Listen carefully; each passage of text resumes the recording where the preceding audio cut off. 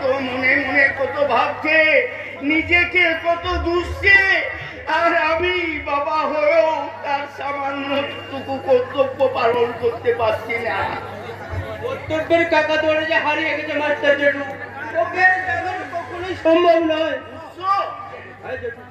আমি মাত্র দাদাদের বাড়ি থেকে ফিরে এলাম, দাদার বাবা মারা গেছে জন্য কেউ একটা লোক সৎকার করতে এগিয়ে এলো না। বরং উল্টে কি বললো জানেন? কি বললে? বললো অ্যান্থালাসিসে মারা গেছে, ডেথ সার্টিফিকেট লিখে আনতে হবে। তাই ডেঙ্গু রোগে মারা গেছে বললে চলবে না। তাই আমরা কয়েকজন বন্ধু মিলে ওই ডানার বাবাকে শ্মশানে দাহ করে এসেছি। আমার মনে হয় আমরা কি করব? ভুল শুনলাম মাস্টার জেঠু? না বাবা, এরকম ভুল একবার নয়, 1000বার ভুল করো। ভুল করলে যদি মানুষের বিপদের পাশে দাঁড়ানো যায়, তাহলে এরকম ভুল আমি 1000বার করব। তথাপি মানুষের সরল জীবনে অতি অমাবস্যার রাতে কুঞ্জটিকার ঝড় বয়ে নিয়ে আসছে ওরা কারা? এই প্রশ্ন তো আমারও মাস্টার জেঠু। তবু মনে হয় অতি কেন্দ্র গাড়ি তাই জমাট হয়ে ওঠে, তাহলে বুক চলে আর কঞ্চর অনুদের আবাস পাওয়া যায়। তাই ভেঙে পড়লে চলবে না মাস্টার জেঠু। এর কিরণ একদিন সবার সামনে আসবে, এই আমি বলে রাখলাম। উৎসব, তুমি চলে যাচ্ছ? আপনি কিছু বলবেন মাস্টার? না, তেমন কিছু নয়। তবে বুঝেছি, আপনি সূচনার কথা বলছেন তো? হ্যাঁ বাবা, তুমি তো জানো তোমার জেঠিমা মারা গেল, তাই আমি ভীষণ একা হয়ে গেছি। এরপর যদি আমার কিছু হয়ে যায়, তখন আমার এই অন্ধ মেয়েটাকে কে দেখবে বাবা? না না না না, আপনি এমন করে বলবেন না মাস্টার জেঠু। আর সব কাল থেকে ওর সাথে হেসে খেলে দিন কাটিয়েছি। কেউ না চিনল, আমি ওকে চিনি। ওর মতো মেয়ে হয় না। কিন্তু চোখে কিছু দেখতে পায় না। তুমি মেনে নিও, তোমার বাড়ির লোক কি মেনে নেবে বাবা? সবাই বলবে সদর মাস্টার তার নিজের স্বার্থ সিদ্ধির জন্য তার অন্য মেয়েটাকে উৎসবের গানে ভর্তি করে দিয়েছে। না না,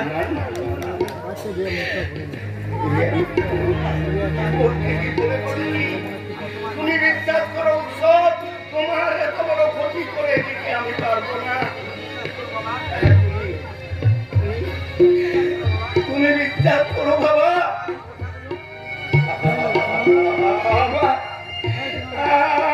আমার এই কথাগুলো আমার মনের কথা নয়, মনের অজান্তে বেরিয়ে গেছে। তাই এই জন্যে তুমি আমাকে ক্ষমা করো উৎসব, ক্ষমা করো। আপনি কাঁদবেন না মাস্টার জেঠু, আপনি কাঁদবেন না। আপনি কোনো ভুল করেননি, আপনি কোনো অন্যায় করেননি। আমারই উচিত ছিল যে সূচনাকে ভালোবাসি এ কথা জানিয়ে দেওয়া। তাই আজ থেকে আপনি ওর জন্য এখন নয়, অন্ত সূচনাই হবে আমার একমাত্র ভাবিত্রী। উৎসব, কিন্তু সে তো অন্ধ, সত্যিকারের অন্ধ, চোখে দেখতে পায় না। তুমি তাকে কেমন করে জীবন জলে না দাও না, জল কোথায়?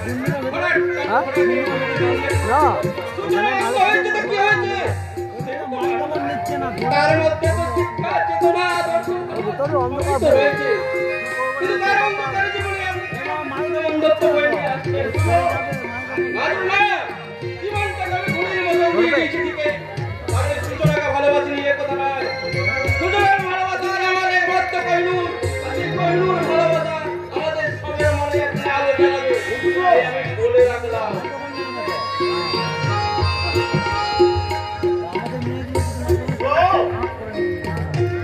সূচনার বিয়ের আলো তো আমারই জ্বালানোর কথা ছিল মাস্টার মশাই, কিন্তু আমি যে আপনাকে কথা দিয়ে কথা রাখতে পারছি না। আমার যা কিছু ছিল সবই এখন পঙ্খী কোকড়াজি হাতে মুঠো। মানে হ্যাঁ মাস্টার মশাই, আমার সমস্ত ব্যাংক অ্যাকাউন্টগুলোকে ক্লোজড করে রাখা হয়েছে।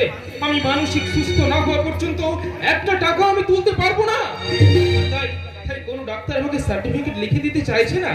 কিন্তু তুমি সুস্থ হলো, তোমাকে ডেথ সার্টিফিকেট লিখে দিচ্ছে না কেন? আমি জানি না মাস্টার মশাই, আমি জানি না কোন পাপে আমার এই শাস্তি হচ্ছে।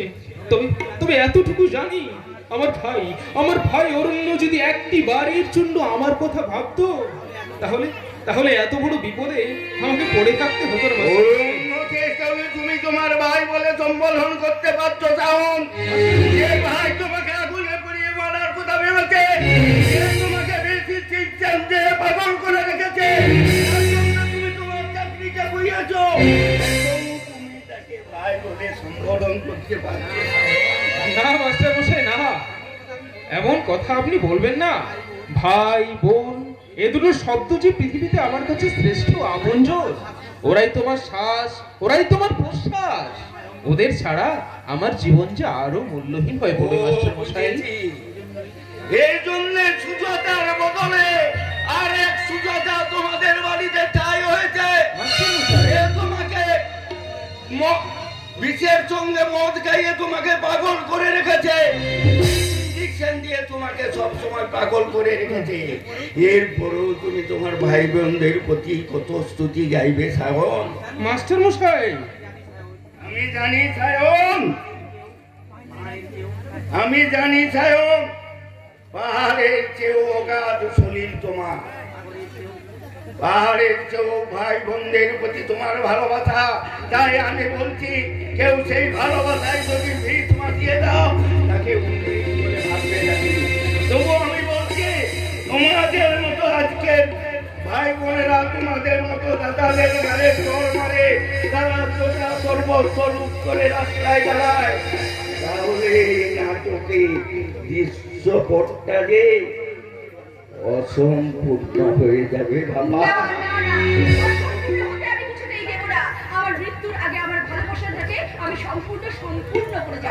কাকে তুমি সম্পূর্ণ করার কথা বলছো মম? দৃষ্টিহীন শাবক সে কি কখনো রামধনুর কথা ভাবতে পারবে? আলো কি কখনো ভোরের আকাশকে না ছুঁয়ে দিনের আলোর কথা ভাবতে পারবে? ভালোবাসা কি অন্তরকে না ছুঁয়ে তাজমহল নির্মাণের স্বপ্ন দেখতে পারবে? তাই আমার তাজমহলে শুধু সে আছে, সে ছাড়া কারো অস্তিত্বকে আমি স্বীকার করি না। তুমি চলে যাও, তুমি চলে যাও মম, তুমি চলে যাও, চলে যাও। আজ আমি তোমার কাছ থেকে ফিরে যাব বলে তো আমি তোমার কাছে আসিনি শায়ন। দীর্ঘ সময়ে আমি শুধু তোমার জন্য পথ চেয়ে বসে রয়েছি, তাই তো শুধুমাত্র তোমাকে পাওয়ার আশায়।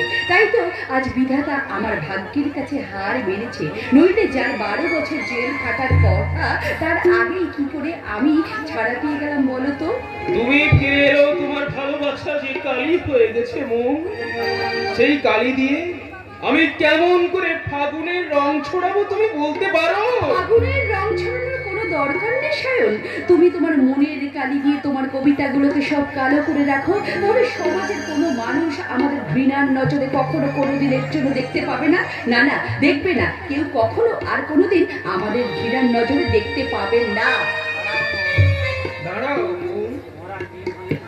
ওরা দিন হয়ে যে বেঁচে আছে, তাকে তুমি এক বিন্দু শিশিরের কথা বলে যাবে না? তোমার কাছে তো আমি কিছুই চাই না, কিন্তু কিন্তু এক বিন্দু শিশির হয়ে জমে থাকা ভালোবাসার কথা আমি আমি কিছুতেই ভুলতে পারছি না।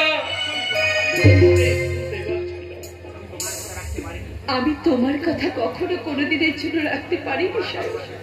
তোমার ভালোবাসা দিয়ে আমি কখনো আমার মনটাকে লাগাতে পারিনি শায়ন।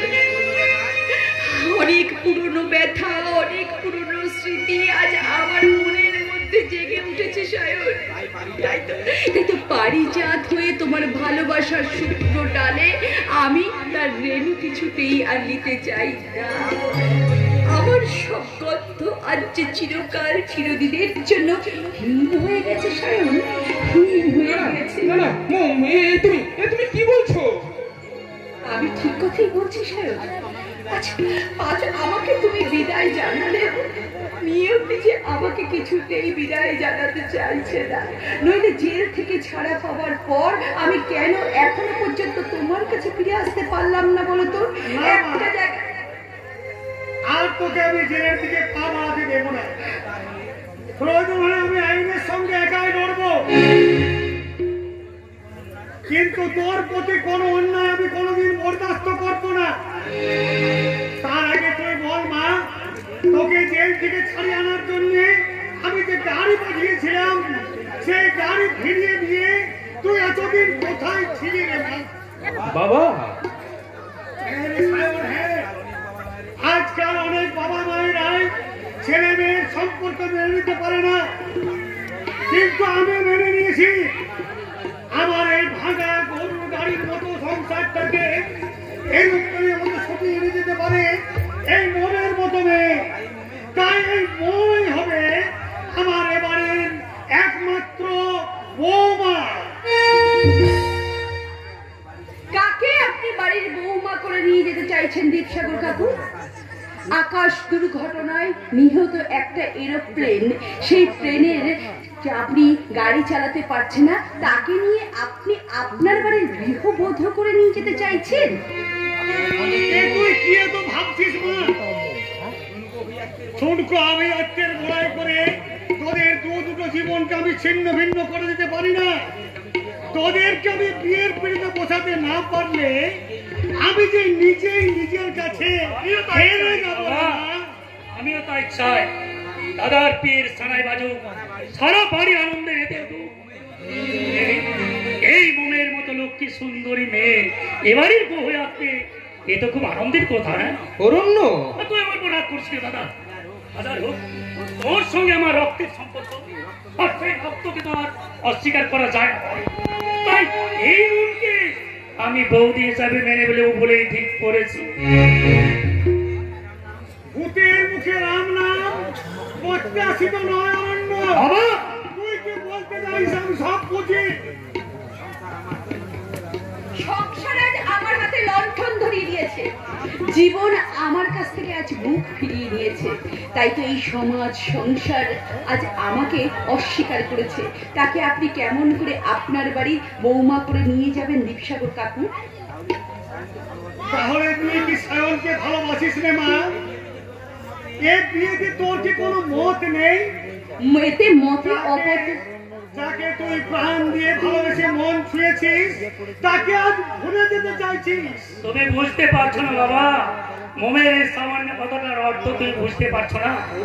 আমার এই দাদার মতো অনেক দাদারাই তো মোমের জন্য টিকিট কেটে বসে আছে, আর তারা এখন ভালোবাসার প্ল্যাটফর্মে বসে অপেক্ষা করছে, তাই না মোম? আর এই সব যাত্রীদের ফিরে দাদাকে তখন বলেছে না না, আমার ভালোবাসাকে তোমরা এত নিচু নজরে কখনো দেখো না সায়ন। সায়নকে এখনো পর্যন্ত আমি ভালোবাসি। ভালো করে বুঝি মোম, খুব ভালো করে বুঝি। কেমন করে ভালোবাসো মোম? সুসভ্য আকাশের গায়ে অসভ্য তারা মিটমিট করে চেয়ে আছে তোমার দিকে, তোমার জন্য তারা অপেক্ষা করছে। আর তুমি তুমি তুমি আমাকে ভালোবাসার কথা বলতে এসেছো? সায়ন, না না না, তুমি যাও মোম, তুমি চলে যাও। আমার অন্ধকারে জমে থাকা মেঘ আর কোনোদিন বৃষ্টির কথা ভাববে না। সবুজের সন্ধানে আমি কোনোদিন পা মেলাবো না। আমি ধূসর পৃথিবীর বুকে আরো কঠিন বংশতে পরিণত হব। তবু বাড়ি সিঞ্চনের কথা আমি ভাববো না, আমি ভাবতে ভুলে যাব। দাদা, তবে কি তুই? হ্যাঁ রে অরণ্য, হ্যাঁ, এই মোমের মতো মেয়েটাকে চিনতে আমার বড্ড ভুল হয়ে গেছে। তাই তো আমার ভালোবাসাটা ফুল মিথ্যার পাঁকে পুতো হয়ে গেল। না রে সায়ন না, তোদের ভালোবাসার কোনো ভুল নেই বাবা।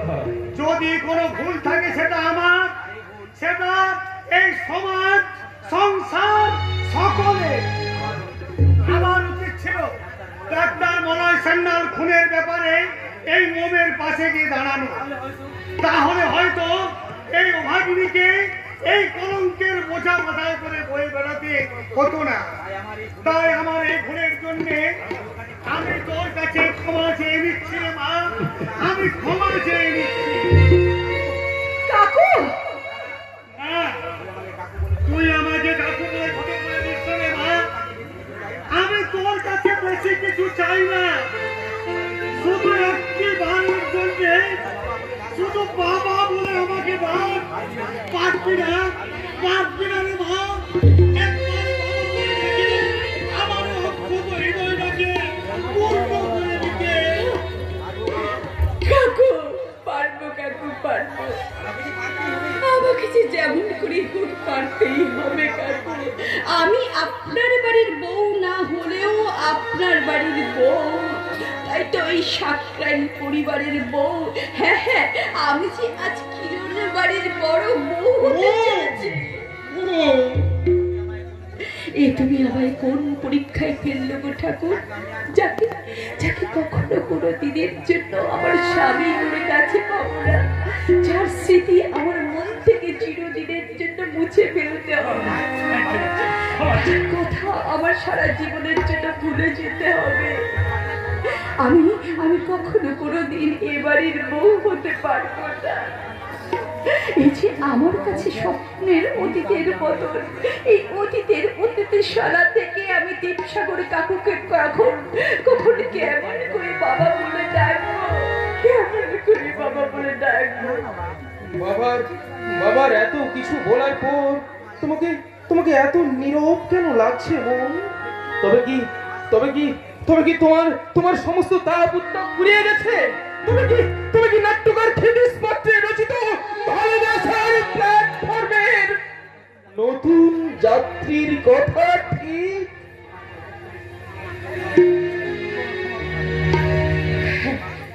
হ্যাঁ হ্যাঁ হ্যাঁ, আজ আমায় ক্ষমা করো। তোমার কথাই আজ আমার চিরদিন অতীত হয়ে গেছে। আমার ভবিষ্যৎটা চিরদিনের জন্য অতীত হয়ে গেছে। তোমার কাছে ক্ষমা চাওয়া ছাড়া আজ যে আমার কিচ্ছু করার নেই।